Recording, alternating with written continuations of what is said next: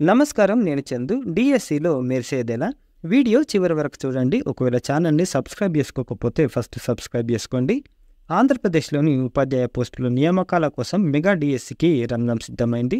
16,347 ఉపాధ్యాయ ఉద్యోగాలను భర్తీ చేయనున్నట్లు ప్రభుత్వం అధికారికంగా ప్రకటించింది. దీనిలో మెరుగైన ర్యాంకు పొందేందుకు ఏ అంశాలపై దృష్టి పెట్టాలో తెలుసుకుందాం. మెగా డిఎస్సి నిర్వహించనున్న నేపథ్యంలో ఉపాధ్యాయ అర్హత పరీక్ష టెట్ ప్రకటన విడుదలైంది. ఏదైనా కారణాల వల్ల గతంలో దీన్ని రాయలేకపోయిన వారు మళ్ళీ రాసుకునేందుకు, స్కోరు మెరుగుపరుచుకునేందుకు అవకాశం కల్పిస్తున్నారు. ఇప్పటికే మంచి స్కోరు సాధించిన వారు టెట్పై దృష్టి పెట్టాల్సిన అవసరం లేదు. మంచి స్కోరు రాని వాళ్ళు ఇప్పటి వరకు హాజరు కాని వారు టెట్ రాయాలి. కీలకమైన డిఎస్సిలో మంచి ర్యాంక్ పొందేందుకు కొన్ని అంశాలను గమనించాలి. కరెంట్ అఫైర్స్, స్కూల్ అసిస్టెంట్ ఎస్జిటిలకు ఉమ్మడిగా ఉన్న సిలబస్ అంశాల్లో కరెంట్ అఫైర్స్ ముఖ్యమైనవి. మొత్తం 80 మార్కుల్లో 10 మార్కులు ఈ విభాగం నుంచే పొందవచ్చు. సాధారణంగా ఉపాధ్యాయ అభ్యర్థులు ఈ విభాగంలో బలహీనంగా ఉంటారు. కొంతమంది జనరల్ నాలెడ్జ్, జీకేని మాత్రమే చూసి కరెంట్ అఫైర్స్ని పరిగణించారు. మరికొంతమంది కరెంట్ అఫైర్స్ని చదివి దాన్ని జీకేగా భావిస్తారు. ఈ రెండు విభాగాల మధ్య ఉన్న తేడాను గుర్తించి మెరుగ్గా తయారైతే ఖచ్చితంగా ర్యాంకు సాధనకు ఉపయోగపడుతుంది. ఎందుకంటే మిగతా సబ్జెక్టులను డిఈడి, బీఈడీలో అందరూ చదువుతారు, కానీ ఈ విభాగాన్ని ప్రత్యేక దృష్టితో చదివే వారికి మాత్రమే పట్టు దొరికే అవకాశం ఉంది. కొంతమంది గ్రూప్స్ ప్రిపరేషన్లో ఈ విభాగంపై గట్టి పట్టు సాధించి ఉంటారు. వారికి అదనపు ప్రయోజనం ఈ విభాగం ద్వారా సమకూరుతుంది. అందువల్ల గ్రూప్స్ ప్రిపరేషన్ లేని అభ్యర్థులు దీనికి ప్రత్యేక సమయాన్ని వెచ్చించి చదువుకోవాలి. గత 6 నెలల సమాచారాన్ని చదువుకుంటూ నవంబర్ 15 వరకు జరిగే కరెంట్ అఫైర్స్పై ప్రత్యేక దృష్టి పెట్టాలి. జీకే లాంటి విషయాలపై ప్రాథమిక అవగాహన ఉన్నా సరిపోతుంది. దినపత్రికల అధ్యయనం మేలైన నిర్ణయం అవుతుంది. విద్యా దృక్పథాలు, పర్స్పెక్టివ్స్ ఇన్ ఎడ్యుకేషన్, ఈ విభాగంలో 5 మార్కులు వస్తాయి. ఇవి కూడా స్కూల్ అసిస్టెంట్ ఎస్జిటిలకు ఉమ్మడి అంశం. స్కూల్ అసిస్టెంట్స్కి ప్రిపేర్ అవుతున్న అభ్యర్థులు విద్యా దృక్పథాల విషయంలో కేవలం బీఈడీ పుస్తకంపైనే ఆధారపడకుండా కొద్దిగా విస్తృత స్థాయిలో సొంత ఆలోచనతో చదవాలి. గతంలో టెట్లో కూడా అభ్యర్థుల సొంత ఆలోచనలను పరిశీలించే ప్రశ్నలు అడిగారు. అలాంటి వాటికి కూడా సిద్ధపడితే పరిధి దాటి వచ్చే ప్రశ్నలను ఎదుర్కోవడం సులభం అవుతుంది. తద్వారా ర్యాంకు మెరుగు అవుతుంది. డిఈడి అభ్యర్థులు మరీ అంత లోతుగా అధ్యయనం చేయాల్సిన అవసరం లేదు. డిఈడిలో నేర్చుకున్న అంశాలకు లోబడి సిద్ధమైతే సాధారణ పద్ధతిలో సరిపోతుంది. కేవలం బిట్ల రూపంలో సిలబస్ చదవకూడదు. అలాగే పాఠ్య పుస్తకాలు, టెక్స్ట్ బుక్ల సమాచారం మాత్రమే సరిపోదు.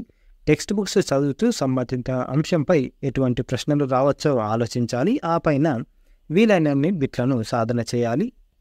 మనోవిజ్ఞాన శాస్త్రం, సైకాలజీ, ఈ విభాగం కింద మరో 5 మార్కులు రాణించే అవకాశాన్ని పరీక్షలో కల్పించారు. ఇది కూడా స్కూల్ అసిస్టెంట్ ఎస్జిటిలకు ఉమ్మడి విభాగం అని చెప్పొచ్చు. తరగతి గదిలో మనోవైజ్ఞాన శాస్త్రం రీత్యా ఉపకరించే హెల్ప్ అయ్యే అనువర్తనాలకు, అప్లికేషన్స్కి ప్రాధాన్యం ఉంటుంది. మొత్తం 10లో 2, 3 సైద్ధాంతిక ఆధారిత ప్రశ్నలు ఉండవచ్చు. తరగతి గది సన్నివేశ ఆధారంగా విద్యార్థి మానసిక స్థితులు, ఉపాధ్యాయుని పాత్ర, సమస్యలు, పరిష్కారాలు అనే కోణంలో అంశాలు అధ్యయనం చేయాలి.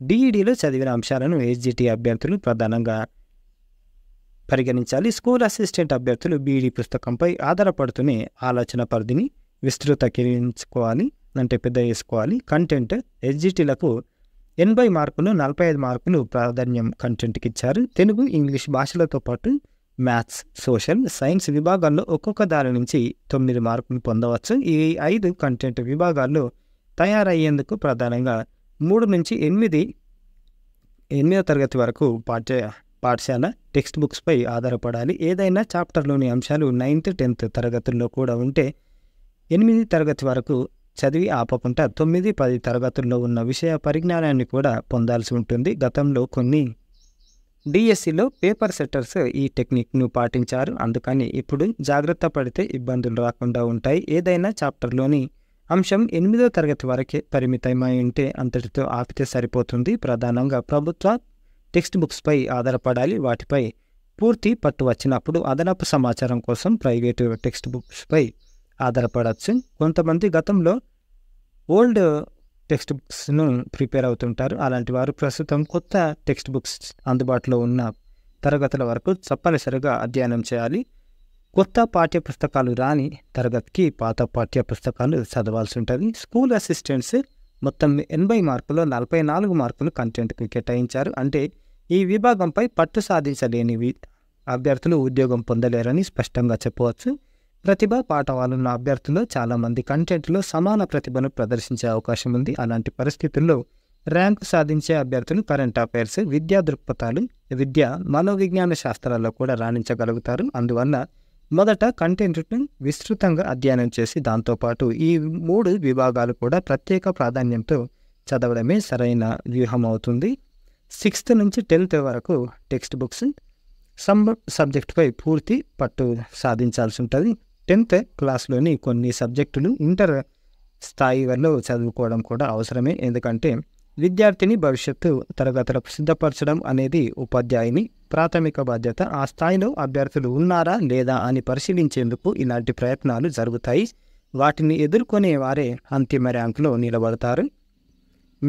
మెథడాలజీ, ఎస్జిటి మొత్తం 80 మార్కుల్లో 15 మార్కులు మెథడ్స్కి కేటాయించారు. సిలబస్లో ఉన్న 5 సబ్జెక్టులకు ఒక్కొక్క దానికి 3 మార్కులు కేటాయించారు. బిఎడ్ పాఠ్యపుస్తకాలు ప్రధానంగా అధ్యయనం చేయాలి. ప్రాథమిక తరగతులకు ఉద్దేశించిన మెథడ్స్ పైనే ప్రత్యేకమైన ప్రశ్నలు రావడానికి అవకాశం ఉంటుంది. తెలుగు, ఇంగ్లీష్ భాషలకు సంబంధించి అనేక ఉమ్మడి అంశాలు ఉన్నందున ఉమ్మడిగా తయారైతే సమయాన్ని ఆదా చేసుకోవచ్చు, సమగ్ర అవగాహన పెరుగుతుంది. ఇలాగే మ్యాథ్స్, సైన్స్, సోషల్లో కూడా ఉమ్మడిగా సన్నద్ధమవ్వడం, ప్రిపేర్ కావడం ద్వారా మంచి మార్కులు రావడంతో పాటు సమగ్ర అవగాహన కూడా పెరుగుతుంది. ముఖ్యంగా మ్యాథ్స్, సైన్స్ సబ్జెక్టుల్లో అనుసంధానం ఒకదానికొకటి రిలేట్ చేసుకుంటా చదివితే మెరుగైన ఫలితాలకు దారితీస్తుంది.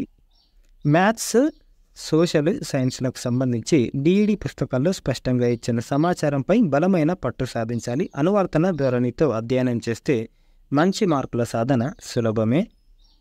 స్కూల్ అసిస్టెంట్స్ విషయానికి వస్తే మొత్తం 80 మార్కులను 16 మార్కులను మెథడ్స్కే కేటాయించారు. బీఈడి పాఠ్యపుస్తకాల ఆధారంగా సంబంధిత సబ్జెక్టులోని మెథడ్స్ సిలబస్పై పట్టు సాధించాలి. పాఠశాల నిర్వహణ అంశాలు కూడా ప్రశ్నల రూపంలో వచ్చే అవకాశం ఉంది కాబట్టి పాఠశాల నిర్వహణ అంశాలపై స్థూల అవగాహన పెంచుకోండి. కంటెంట్ని ప్రాక్టికల్గా బోధన పద్ధతుల్లో వినియోగించే పరిస్థితులు అధ్యయనం చేస్తే అలాంటి నేపథ్యంలో వచ్చే ప్రశ్నలను తేలిగ్గా ఎదుర్కోవచ్చు. టెట్ పరీక్షలు అడుగుతున్న సమగ్ర అవగాహన సంబంధిత ప్రశ్నలను కూడా సాధన చేయాలి అని కొడాలి భవానీ శంకర్ గారు ఇచ్చిన ఆర్టికల్ ఇది.